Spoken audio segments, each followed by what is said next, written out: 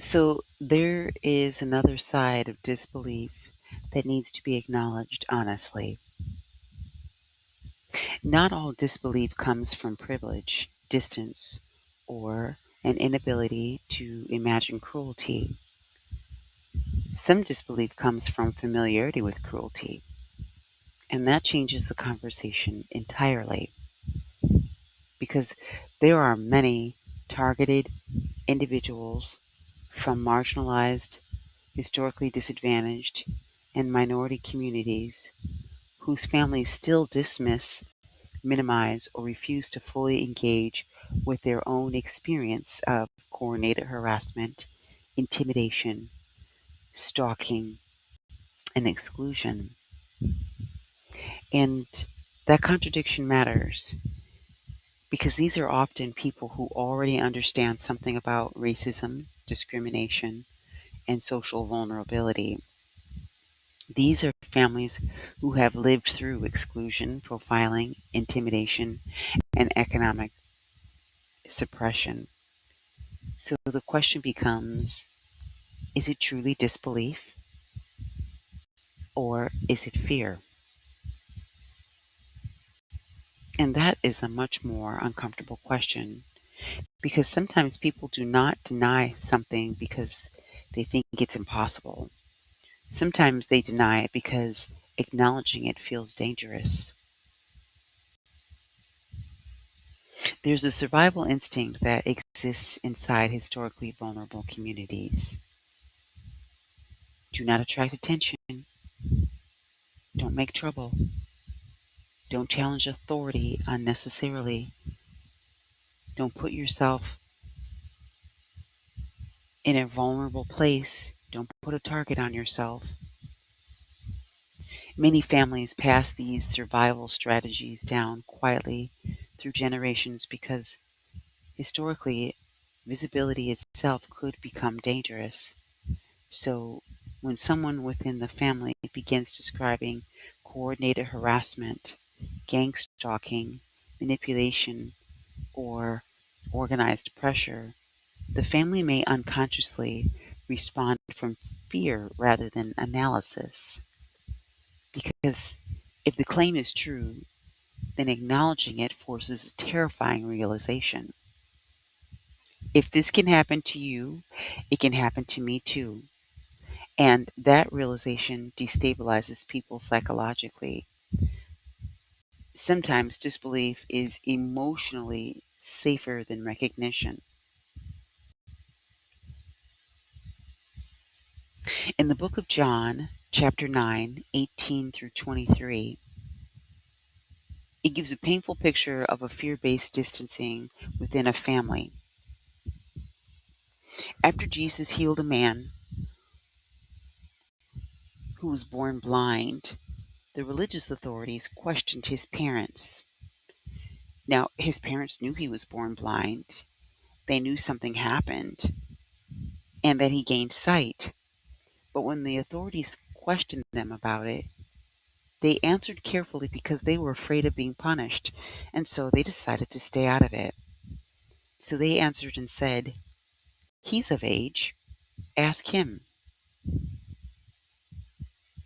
Now, that remark sounds neutral at first, but emotionally, it leaves him standing alone. His parents didn't deny that he was their son. He didn't deny that he was born blind. And they didn't deny that something happened that changed his sight. But when the pressure came from a powerful system, they stepped back. They protected themselves by creating distance between themselves and his experience. And this example shows what it looks like when belief isn't actually disbelief.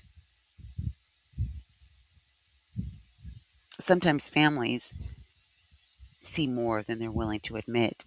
Sometimes they know something is wrong, but they also know that acknowledging it may cost them something. And sometimes they remain silent because acknowledgement feels dangerous. Fear teaches people to protect themselves by distancing themselves from the one who is already under pressure. And that's a very painful form of isolation, not because no one sees, but because people see enough to be afraid, and they've made the decision not to stand beside you. This makes me think of a very painful part of our recent history, the George Floyd incident. Millions of people watched the footage after the after that incident, and they know and recognize that something was wrong.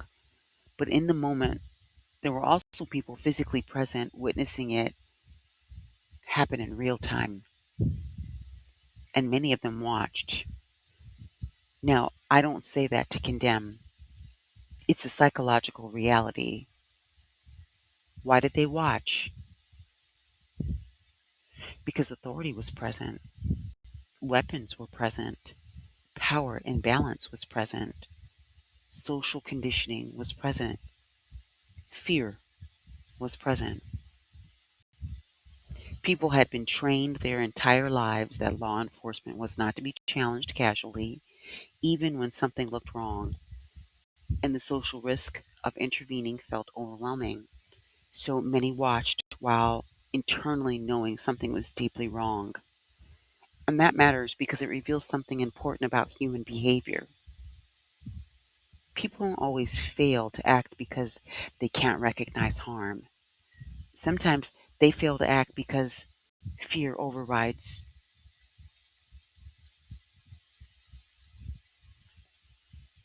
There's another painful layer about this. Communities exposed historically to repeated forms of oppression, intimidation, exclusion, and institutional imbalance sometimes normalize survival behavior. Unusual hostility no longer registers as unusual. People adapt, they rationalize, they minimize, and they compartmentalize. You'll hear things like, that's just how life is. Keep your head up. Do not make waves. Mind your business. Stay quiet.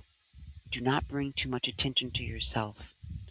And over time, this can create a culture where people recognize danger privately but discourage open acknowledgement.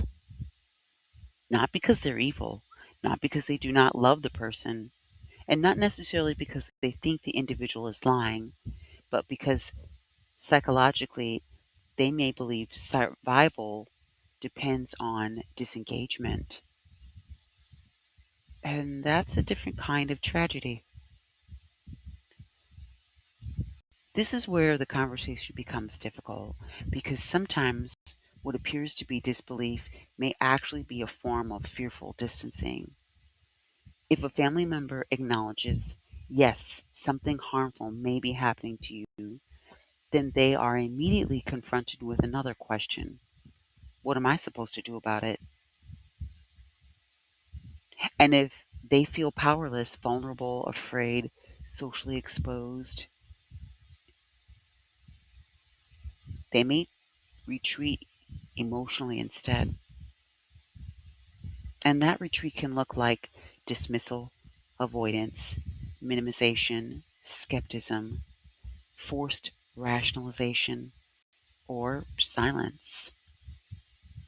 Again, not always because they truly believe nothing is happening, but because acknowledgement carries emotional consequences.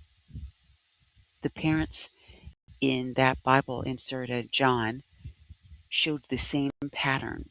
Their son had experienced something undeniable, but their response was shaped by the threat surrounding them. They didn't want to be pulled into the consequences of his truth, so they redirected their pressure back onto him. He's of age, ask him. That's what fear can do. It can make people step backward when someone they love needs them to step forward.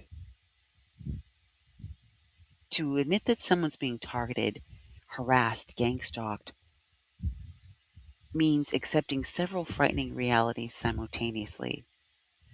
And human beings can organize cruelty, authority can be abused, narratives can be manipulated, groups can participate in exclusion, and communities can turn cold collectively. So fear can silence a witness. Good people can remain passive under pressure. And those are some heavy truths. People resist heavy truths because accepting them changes how safe the world feels to them. The resistance is human, but it's also painful for people experiencing the targeting because, from their perspective, the people closest to them appear emotionally absent exactly when support is needed the most. And this is why I believe some families are not operating purely from disbelief. Some are operating from fear, conditioning, helplessness, normalization, and survival instinct. Some from the desire to preserve their own emotional stability by refusing to look directly at what feels too dangerous to confront. And yes, sometimes that silence becomes a form of complicity. Not always intentional, not necessarily intended to be malicious, but silence still has an impact because the targeted individual experiences an outcome that feels the same as abandonment, distance, lack of protection, invalidated, and it creates growing isolation. And that's why isolation becomes so devastating, not only because of what the individual believes others are doing to them, but because the people closest to them often emotionally retreat. At the center of all this fear, you have to understand and recognize that fear shapes people, fear silences, it conditions, and it teaches people what not to say, what not to challenge, and what not to acknowledge publicly.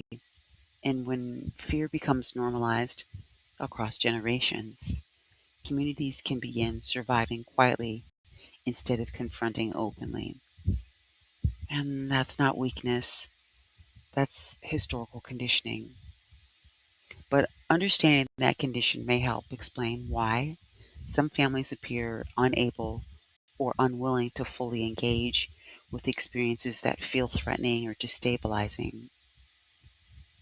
A family can know enough to answer carefully.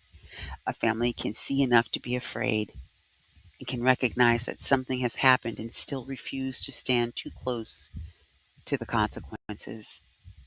And that's why this side of disbelief, is so painful because sometimes people aren't blind. Sometimes they're afraid. They see more than they are emotionally prepared to admit. And sometimes, in order to protect themselves, they leave the person under pressure to answer alone.